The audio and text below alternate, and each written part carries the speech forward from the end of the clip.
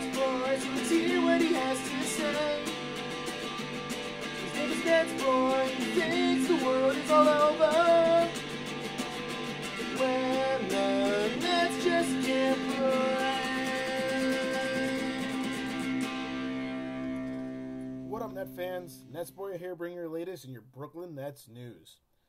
So the season got underway, and the Nets are a shocking, well, no, a not shockingly 0-4. You know, it was kind of predictable that the Nets would get off to the start that they got off to. You know, they opened up against the Bulls, played them very tight throughout the end of the game, but they just fell apart at the end, and the Bulls won by 15. And then the game against the Spurs, they actually had a lead at the half, and then the Spurs became the Spurs, and the Nets ended up losing by 20. And then the game against the Grizzlies, same thing. Nets were in it for most part, and they hung around and then fell apart at the end of the game. And then the game against the Bucks, the same exact thing. And they hung around, they had the lead. Bojan Bogdanovic dribbles up the court like an idiot and gets stripped gets the ball stolen from behind by Michael Carter-Williams, and the next thing you know, the Bucks score and the Nets can't do anything else. You know, the moral of the story of these first four games has been really simple. The Nets have been competitive in all of them.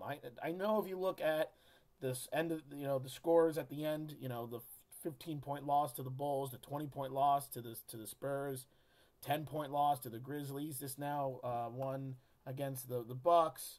You know, that was a 7-point loss to the Bucks.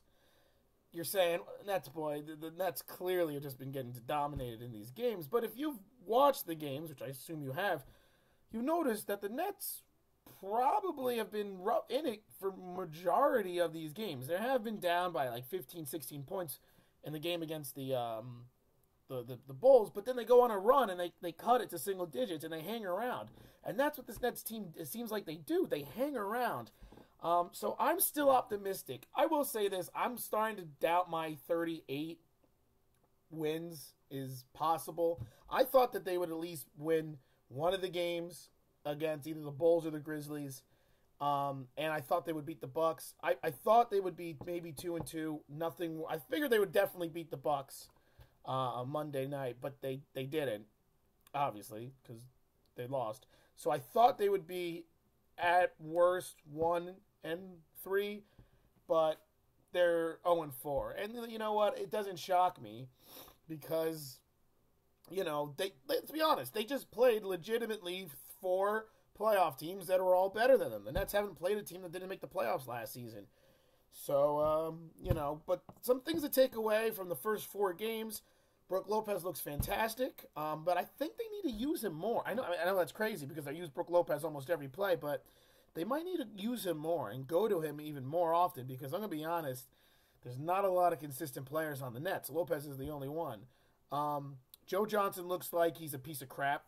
I'll be straight up honest. I don't like anything I'm seeing from Joe Johnson. He had an okay game against the Bucks, but the first 3 games of the season prior to that, he was completely useless.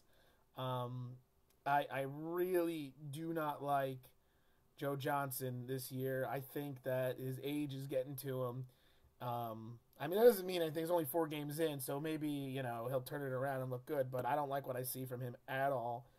I think Andrea Bargnani has been a pleasant surprise. He had a rough game against the Bucks, but the first 3 games before that, he looked very good. And but that also doesn't shock me because Bargnani always had the talent. He just could never stay healthy, you know. So him playing well doesn't shock me one bit. I think Bojan Bogdanovic has looked very, very solid. He still frustrates me because, you know, Bogdanovic giveth and Bogdanovic taketh away is really the way he is. He's not a great ball handler, so he loses the ball a lot and gets it stolen, but then he'll do some great play that's really impressive. And Rondae Hollis-Jefferson, it looks like he's the exact same type of player. It's going to be Rondae Hollis-Jefferson giveth, Rondae Hollis-Jefferson taketh away. But that you're always going to get that with rookies. So I like him. You know, I think Jarrett Jack at the point guard position, he's done a fine job. I don't like, you know, He hasn't done a great job. I don't think he's done a poor job. And honestly, I don't think he'd be any better. I don't think Darren Williams would have done any better. And Darren Williams obviously is not on the Nets anymore. Shane Larkin has done very well. I've been very pleased with him. Thomas Robinson I've liked. Wayne Ellington is useless. I'm going to be straight up honest. I know he's supposed to be the Nets 3-shooter, but I'd rather get a real 3-shooter like an Anthony Morrow type 3-shooter or something. I don't know. That's just me. I like Markel Brown. He's shown glimpses of some really good play so far, but he's been a little inconsistent. Thomas Robinson has been very interesting. I love the energy Thomas Robinson brings and his toughness and his rebounding ability, but he can't play defense. And that is another underlying thing that I've picked up these first 4 games. The Nets can't play defense at all. They have no one who's really a good defensive player. I mean, obviously, Rondae Hollis-Jefferson is a good on-the-ball defender. Brook Lopez is a good shot blocker, so he's a good help defender, but he's not the best one-on-one defender. And then you go out, Markel Brown is athletic. He's pretty decent, but other than that, that's it. This team doesn't have a lot of defense. I mean, and if you look, 115 points to the Bulls, 102 to the Spurs, 101 to the Grizzlies, 103 to the Bucks. Haven't yet had a single game where they have not let a team score more than 100 points.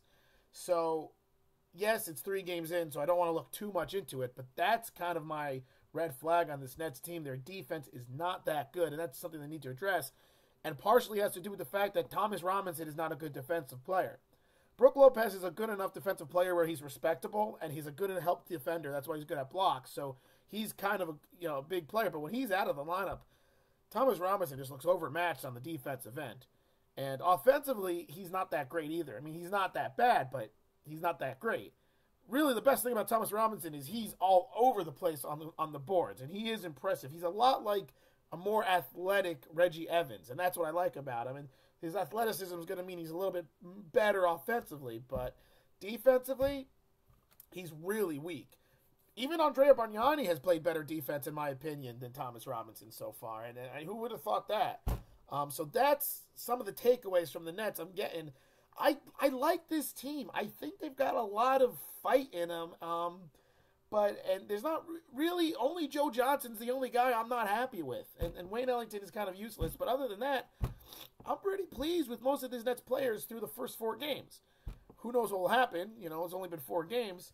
But I'm pretty content with it. And I think, I'm not going to overlook the 0-4 start. I am going to say that 38 wins might be exceeding now even my expectations. They should still have 30 wins. I don't see them having worse than that. But realistically, the problem is this team doesn't play a lot of good defense. Joe Johnson looks like he's really not going to be that good of a player. He might average 12 points a game this year. The rest of the guys don't show that much consistency. But who knows? Maybe they'll turn it around. Maybe they'll get some good playing out of Markel Brown. And maybe, Rondae Hollis-Jefferson, the more he's out there, the better he looks. So anything could happen.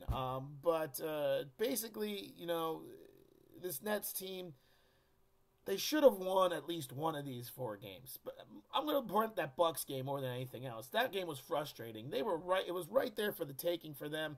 They hung around the whole time. They even took the lead. And then Bogdanović just turns the ball over on a fast break. And, it's just frustrating because that could have been a winnable game. But either way, I'm not really that worried about the 0-4 start. It was kind of expected. The Nets are really probably going to go maybe like 2-7 the first few games of the season. Let's look at the next few games for the Nets. They have the Hawks next on Wednesday. That's a possible win. The Hawks have not played up to what they have played last year. To get out of this, to start off the season, they're still a very good team, and they're still better than the Nets. But that is a winnable game, in my opinion. But I would probably going to say the Nets will probably lose that game as well and go to 0-5.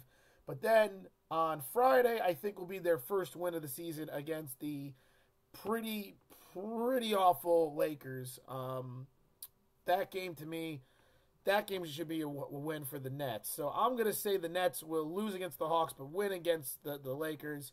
And then Saturday, they have a game against the Bucks. Again, I think the Nets should have won this game against the Bucks, so I'm going to say the Nets are going to win that game against the Bucks. So those are the next 3 games, and that'll probably take me to my next NetsBoy episode. So I do think the Nets should go 2-1 these next 3 games, which would obviously put them at 2-5 overall. But the schedule gets easier for them. Well, not really. I mean, you look at that, they got the Rockets, but then they got the Kings, the Hornets. The schedule really doesn't get a little bit easier for them until around December. December, the schedule gets a bit more easier for the Nets, but until then, I mean, they really could start off winning maybe only about 4 games in the first month of the season. Look, schedule's tough, but that's just the way this Nets team is. I still think 30 wins is logical for them. 38, I think, will be pushing it. Making the playoffs, I think, is going to actually be pushing it. I'm going to be straight up honest now. It's just Joe Johnson is the key. Let me put it that way. Before I end this episode, I'm going to just say Joe Johnson's going to be the key to this Nets team. Everyone else has kind of performed to my expectations on the Nets. Lopez, Bargnani, all of them have pretty much performed to my expectations. It's really Joe Johnson who hasn't. Joe Johnson is averaging, I think, like 8 points a game right now, and is shooting like 40%, not even. That's not good. And I was expecting Joe Johnson to have more of a rejuvenated year this year as the primary second scorer and not having to worry about Darren Williams. I thought he was going to put about 16 points a game. He's putting up half of that, and that is a huge, huge problem. And so, really, he's the only one, in my opinion, who's underperforming for the Nets right now. I think the team defensively is a bit underperforming. They need to start making some threes, and they need to start guarding some threes. That's the other thing. They can't seem to guard at the three-point line at all. So they got room for improvement, but I'm still optimistic about this team. It's only 4 games in. I think if they can go 2-1 the next 3 games, I'll be happy with it, and we'll see what happens moving forward. I mean, look, the Rockets just won their first game the other night, and they're 1-3, so you can't overlook it. The Bucks are 1-3. They just won their first game. When the season starts, you can't overanalyze anything and overlook it. But yeah, so I'm still optimistic, and I would actually rate the Nets' first 4 games. I'd give them a C+, because they're playing. I mean, I know it's hard to give them even that because they lost their first 4 games, but they've been in every game, and they've just kind of fallen apart at the end of the game. So executing better at the end of the games, playing a little bit better defense, guarding the 3 ball, making the 3, and getting something out of Joe Johnson is what I like to see moving forward with the Nets. So there you have it. Nets start off 0-4. Whatever. I don't have high expectations about this year anyway, but we'll see what happens moving forward. So keep your eyes open for the next NetsBoy. And until then, this is NetsBoy, signing off. When the Nets just can't play.